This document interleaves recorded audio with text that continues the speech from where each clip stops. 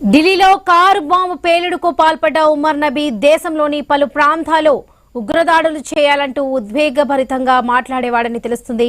Doctor Muzammil ఆదిల్తో కలిసి 2 ఏళ్ల నుంచి అమోనియం నైట్రేట్ వంటి పేలుడు పదార్థాలను సేకరించాడని తెలుస్తుంది.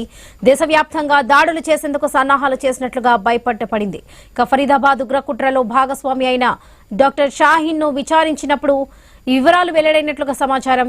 ఫరీదాబాద్ మాడ్యూల్తో సంబంధాలు ఉన్నాయనే ఆరోపణలతో డాక్టర్ షాహీన్ ను అరెస్ట్ చేసిన అధికారులు ఆమెను శ్రీనగర్ తీసుకువెళ్లి కీలక విషయాలు రాబట్టారు.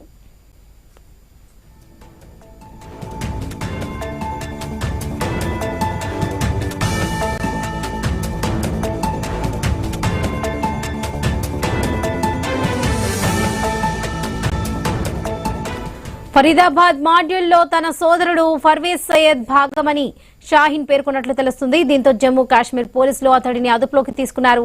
అతడి వద్ద ఎలాంటి పేలుడు పదార్థాలు లభించలేదు. వాటిని అతడు దాచి ఉంచొచ్చని భావిస్తున్నారు. గురుగ్రామ్ కు చెందిన అమోనియం నైట్రేట్ సరఫరాదారుడిని అధికారులు గుర్తించారని తెలుస్తుంది. ఇక త్వరలోనే అతడిని అరెస్ట్ చేసే అవకాశం ఉన్నట్లుగా సమాచారం. జమాతుల్ మొమినాత్ కు జైషే చీఫ్ మసూద్ అజర్ సోదరి సాదియా అజార్ నేతృత్వం వహిస్తున్నారు. ఈ విభాగంలో షాహీన్ కీలక బాధ్యతలు నిర్వహిస్తుందని తెలుస్తుంది. భారత్లో మహిళా విభాగాలు స్థాపించి నియామకాలు చేపట్టడం లాంటి కార్యకలాపాలు చూస్తున్నట్లుగా సమాచారం.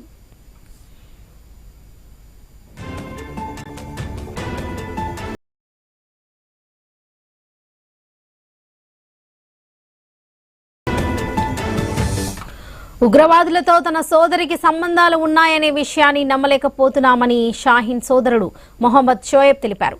పోలీసులు, ఉగ్రవాద వ్యతిరేక భద్రతా దళం సిబ్బంది తమ ఇంట్లో సోదాలు చేశారని షోయబ్ వివరించారు. గత 4 ఏళ్లుగా షాహీన్ తమతో టచ్లో లేదన్నారు. లక్నోలోని ఐఐఎం రోడ్లో ఉన్న షాహీన్ ఇంటికి తాము ఎప్పుడూ వెళ్లలేదని తెలిపారు.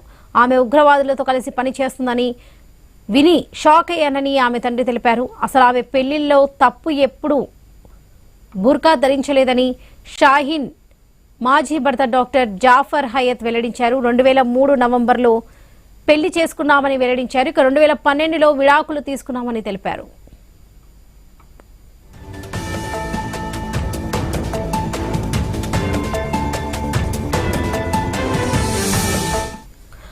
అల్ ఫలా విశ్వవిద్యాలయంతో సంబంధాలున్న షాహీన్ కు ముజమ్మిల్ గనైతో పాటు మరో వైద్యుడితో సంబంధాలున్నట్లుగా విచారణలో వెల్లడైంది. ఈ ముగ్గురు జైషే మొహమ్మద్, అన్సర్ గజ్వత్ ఉల్ హింద్తో కలిసి పనిచేస్తున్నట్లుగా తేలింది. ఈ మాడ్యూల్ కశ్మీర్, ఉత్తరప్రదేశ్, హర్యానాలో విస్తరించారని భావిస్తున్నారు.